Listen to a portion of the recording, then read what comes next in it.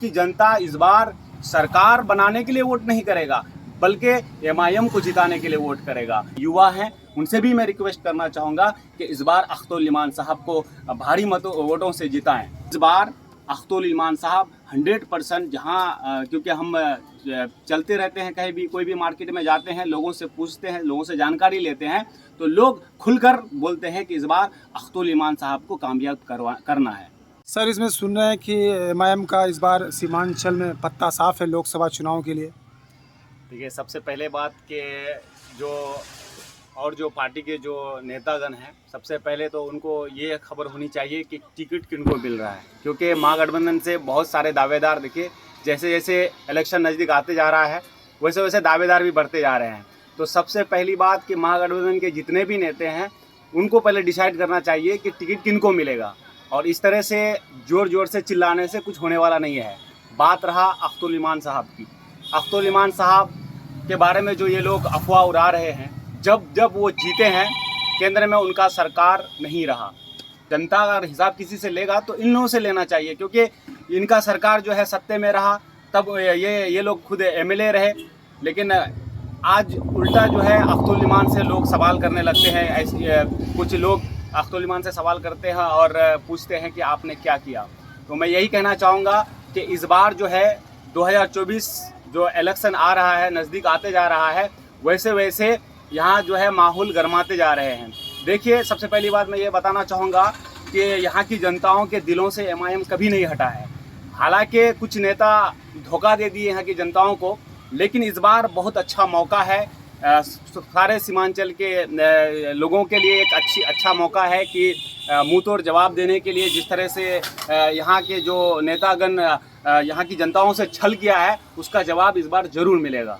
बिल्कुल कोई फ़र्क पड़ने वाला नहीं है। क्यों, वो लोग जब एमआईएम पार्टी छोड़कर गए तो यहाँ की जनताओं से पूछे थे, वो लोग अचानक चले गए, लेकिन जब वो लोग चले गए, लेकिन वोटर कभी उन लोगों के साथ नहीं गया है। जैसे खबर मिलता है, कोई भी प्रोग्राम देखते हैं, हम लोग अच्छी तरह से लोगों को पहचानते हैं, क्योंकि हमेशा हम लोग एक ही जगह काम किए हैं। कौन किसके साथ रहता है वो अच्छी तरह से हम लोग पहचानते हैं। इसलिए विधायक के जाने से एमआईएम की जो मोहब्बत है वो कम नहीं हुआ है, और भी लोग खिसिया गए हैं। ये लोग जो पार्टी चेंज किए हैं, यहाँ की जनता खिसिया गए हैं। जनताओं का कहना ये है कि वो लोग, उन लोगों को हम लोग बड़ी उम्मीद के साथ उन लोगों को वोट देकर जिताए थे।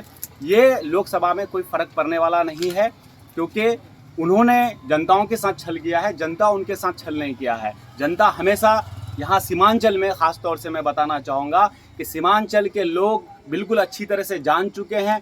यहाँ के लोगों ने 75 साल से दूसरों को वोट दिया, यानी कि कांग्रेस को वोट दिया, और कांग्रेस आज सोचते हैं कि ये मेरा बाप की बपोती है। ये भूल ना करे वो लोग समझ जाए कि जनता उन लोगों के साथ बिल्कुल नहीं है। यहाँ की जनता इस बार सरकार बनाने के लिए वोट नहीं करेगा, बल्कि एमआईएम को जिताने के लिए वोट करेगा। अगर ये लोग सोचते हैं, सरकार पहले भी, जब इससे पहले जो इलेक्शन हुआ था 2020 में, वहाँ पर एक अभियान चला था कि मोदी हटाओ देश बचाओ। ये कहीं ना कहीं ये गलत साबित हुआ, लेकिन इस बार ये चलने वाला नहीं है। लोगों ने देखा, जनताओं ने देखा, उसी माध्यम से यहाँ पर वोट देकर जावेद साहब को जिताया। लेकिन जावेद साहब कभी क्षेत्र में नज़र नहीं आए।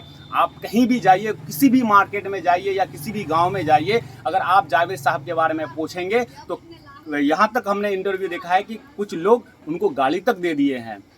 ये है उनकी हकीकत महागठबंधन की। यहाँ पर सीमांचल में जो है अख्तरुल ईमान साहब बेहतर है सीमांचल के लिए। मैं सारे सीमांचल के लोगों से भी रिक्वेस्ट करना चाहूँगा, जितने भी युवा हैं उनसे भी मैं रिक्वेस्ट करना चाहूँगा कि इस बार अख्तरुल ईमान साहब को भारी वोटों से जिताएं। यही कहना चाहूँगा, चाहे वो मास्टर मुजाहिद साहब हो, चाहे तौसीफ साहब हो, या फिर मौजूदा जो सांसद हैं वो हो। आज देखिए, मास्टर मुजाहिद साहब वो दावा कर रहे हैं कि टिकट हमको मिल रहा है। उधर बहादुरगंज विधानसभा क्षेत्र से तौसीफ साहब बोल रहे हैं कि यहाँ पर जो है टिकट जो है महागठबंधन को ही मिलनी चाहिए, जबकि यहाँ पर मौजूदा सांसद जीता हुआ है और जनता उनको नकार दिए हैं। तो सबसे पहले ये लोग डिसाइड करें कि यहाँ पर टिकट किनको मिल रहा है, तभी तो जनता सोचेंगे, तब जनता एक फैसला लेगा। लेकिन मेरे हिसाब से मुझे जो जानकारी है, इस बार अख्तरुल ईमान साहब 100% जहाँ क्योंकि हम चलते रहते हैं, कहीं भी कोई भी मार्केट में जाते हैं, लोगों से पूछते हैं, लोगों से जानकारी लेते हैं, तो लोग खुलकर बोलते हैं कि इस बार अख्तरुल ईमान साहब को कामयाब करना है। अख्तरुल ईमान साहब जो है पहली बार आए थे उस पार्टी से, लोग नहीं जानते थे, लेकिन इस बार जो है जब पहली बार आकर जब मुकाबला, समझिए कि बराबरी का मुकाबला हुआ था, इनको भी अख्तरुल ईमान साहब को भी कम वोट नहीं हुआ था, हालांकि शायद 50 या 60 हज़ार वोट से आगे पीछे था बिल्कुल, तो इतना कम नहीं था, जबकि पार्टी न्यू था इसलिए लोग नहीं जानते थे। लेकिन इस बार जनता जो है, देखिए जनता जो है इस बार इसलिए इनको वोट देकर जिताएंगे क्योंकि जो यहाँ की जनताओं ने जो 4 विधायक को AIMIM से जो जिताया था, वही गुस्सा है लोगों के अंदर। जितने भी जहाँ पर भी हमको जानकारी मिल रहा है कि यहाँ की जनता एक अपना खुद वजूद तैयार करना चाहते हैं, जो कि बड़ी बड़ी पार्टी आते हैं। आज देखिए कितना सारा जो है काम पड़ा हुआ है, AMU के बारे में देख लीजिए। इसलिए यहाँ जो है बिल्कुल असदुद्दीन ओवैसी साहब को देखकर यहाँ की जनता वोट हमेशा देते आए हैं, लगभग पिछले 6-7 साल से, और इस बार भी मुझे उम्मीद है। नीति है, ये चाहते हैं कि हमसे आगे कोई ना बढ़े, हमसे नीचे ही रहे। क्योंकि देखिए अगर ये असदुद्दीन ओवैसी साहब को अगर पार्टी में ले लेते हैं तो ये लोग चाहते हैं कि जो हम कहेंगे वो सब करें। इसलिए ये लोग जो है, चाहे मायावती की पार्टी हो या असदुद्दीन ओवैसी साहब की पार्टी हो, वो जानते हैं कि ये लोग हमारा बात के हिसाब से मैं बता रहे हैं कि जो 3 टर्म मुख्यमंत्री रहे उस पार्टी को छांट दिया गया, तो आप समझ सकते हैं कि इन के अंदर क्या चल रहा है। और देखिए खुद जो नीतीश कुमार जी हैं, वो खुद उनका कोई भरोसा नहीं है कि कब किस पार्टी में चले जाए, तो इस पर कौन भरोसा करेगा।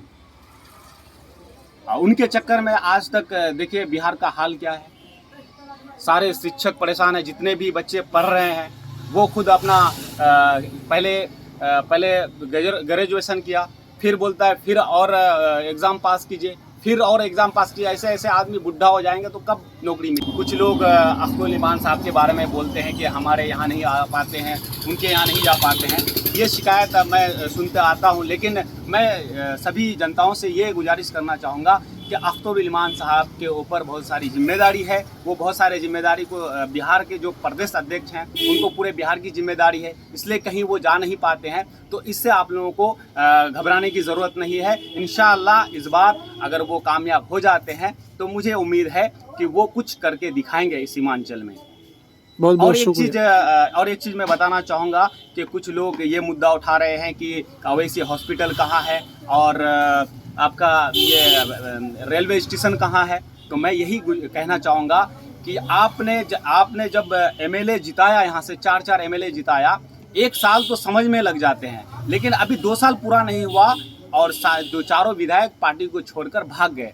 तो कहीं ना कहीं ये गलती अख्तरुल ईमान साहब की नहीं, असदुद्दीन ओवैसी साहब की नहीं, इनके जिम्मेदार जो 4 विधायक पार्टी छोड़कर गए हैं, उनसे ये सवाल पूछना चाहिए जनताओं को।